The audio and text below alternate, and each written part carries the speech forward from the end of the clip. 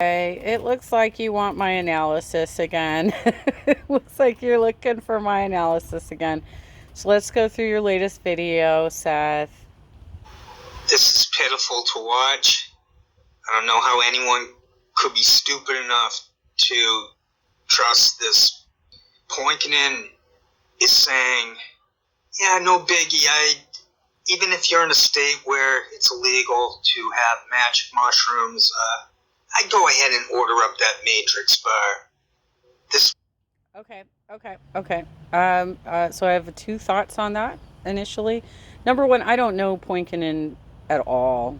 At all. I don't know who this dude is. But that being said, I got into politics right after Trump got elected because I was so disturbed by Trump's election that I was like, how the hell do I get involved? And what can I do to make a difference? So I started really in 2017 after trying to figure out how to get involved.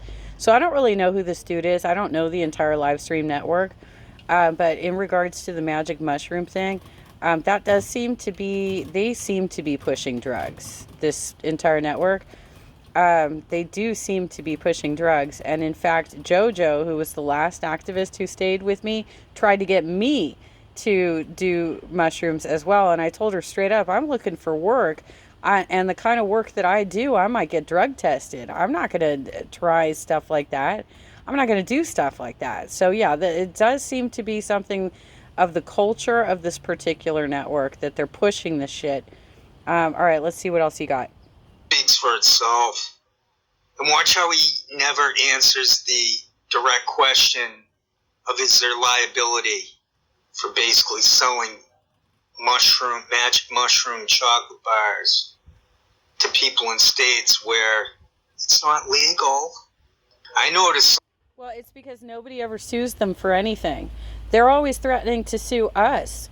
The actual activists who are doing the work, they're threatening to sue us all the time, but nobody ever sues them for anything. So the reason that they have criminal records is because they're actually doing criminal shit and getting caught by the actual police. But then they throw out fictitious and slap lawsuits against us because they know they can get away with it. They have a big funder behind them. I've been hearing it's Peter Thal. I don't know if that's true or not. But I mean, he did just openly start that network that he's going to highlight Glenn Greenwald and Tulsi Gabbard. Something with them in regards to Kratom. Shanda from that other show works with Combo Couch. She loves to sell some Kratom. Kratom's illegal in a number of places. I'm going to have to look up what the hell that is because I've never even heard of that before I started watching your channel. I've never heard of Kratom before. I don't know what that is. And the other thing I noticed is Poikonan claims, this is a gray market. But then I Google up gray market. It's got nothing to do with with the legality. By the way, do you have a link to the article that you've got that he displayed up on his screen? Because that's very interesting. Is that the way that the headline is positioned? It kind of sounds like Adam Schiff might actually be doing something to clear Assange. But I'd like to read that article. If you can find the link to that article and add it to maybe the description of your video here, I would be interested in reading that article. Of selling illegal drugs. Now, if the drugs are legal, then fine. Go ahead. Say, if you're from Oregon or wherever it's legal, then fine. But what this reeks of is Internet COINTELPRO. So I guess I should thank him for this. Although no one cares, no one's listening, there's no real media, no one ever... It's a big bluff. It's been a big bluff the whole time. They get nothing on us. They're playing gods. They take all the data. I think it may actually, you might be right that it's government backed. I'm not entirely positive, Seth, if this is actually U.S. government backed. I think this might actually be like Russia government backed. I'm not positive where this is coming from, but it doesn't...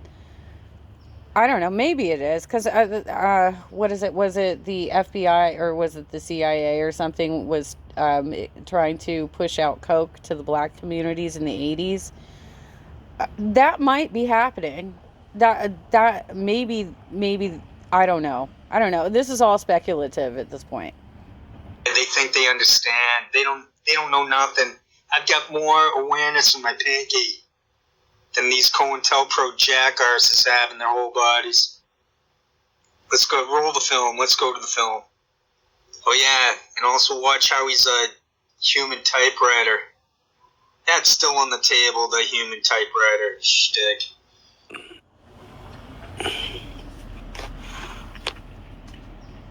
Yeah, he's pretty bad. He's pretty bad. He's clearly his eyesight's bad. His eyesight's bad like me. Right? Like when I'm reading stuff, you can totally tell I'm reading stuff because I can't see what's on the screen. This dude clearly needs glasses. Just like I do. I have to like get really close up to the screen to read stuff and this guy clearly is reading stuff.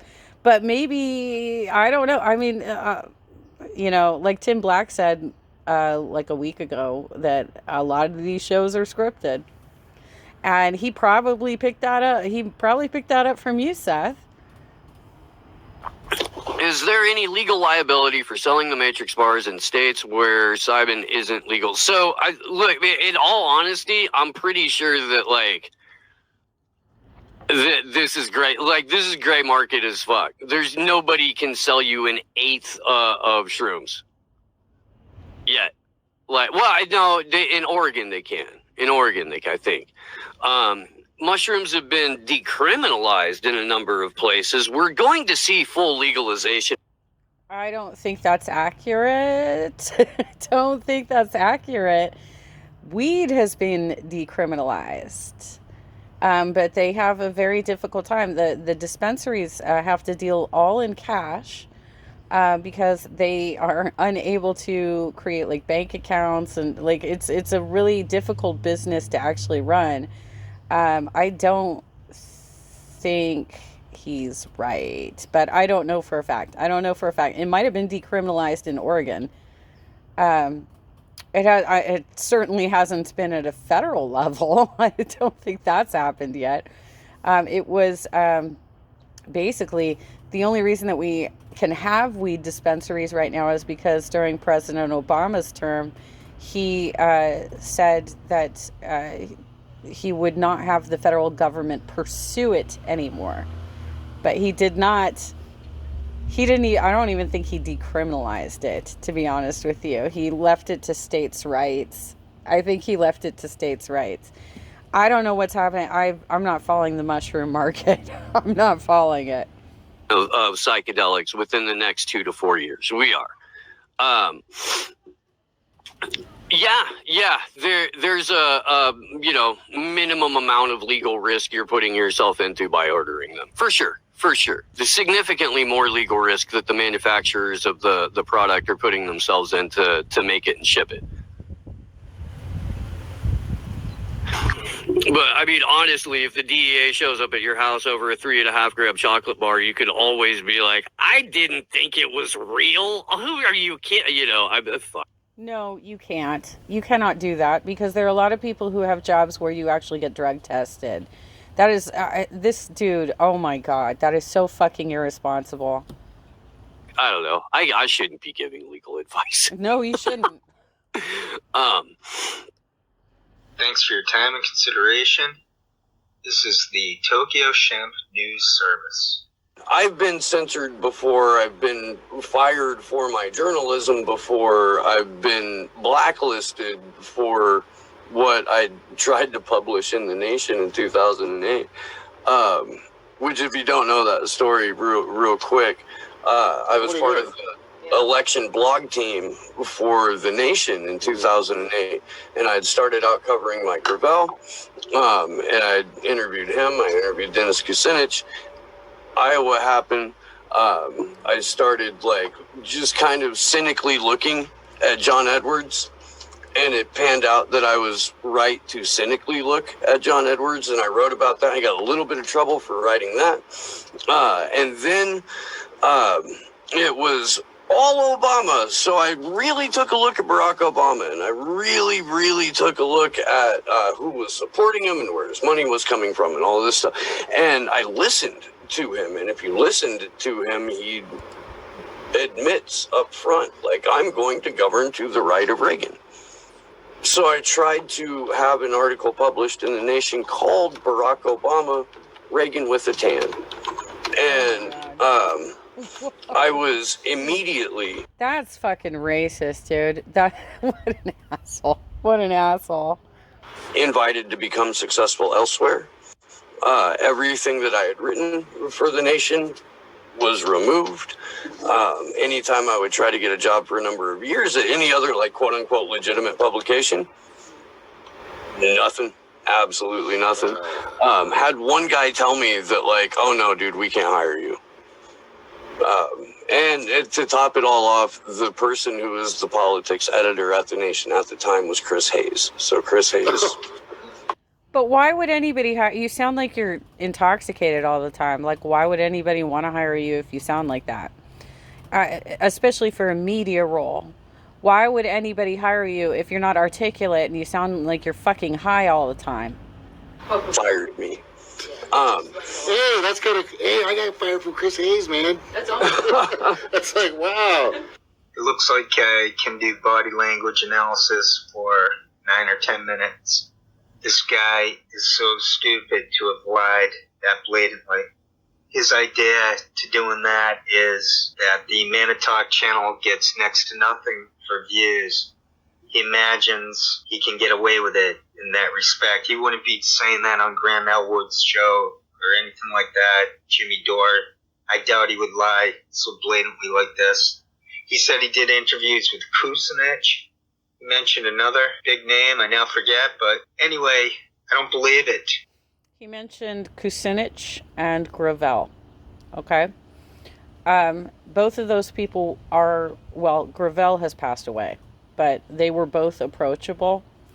So Seth, Gravel had like 2 teenage kids basically running his campaign when he was running for president in the 2020 cycle. And Dennis Kucinich is so approachable. He's on my friends list on Facebook. It's entirely possible this dude actually did talk to them, just because this progressive side of politics is pretty approachable, and they're willing to talk to anybody who they think agrees with them. I don't think this guy's a journalist. I see no evidence of a life in regards to internet before a couple years ago.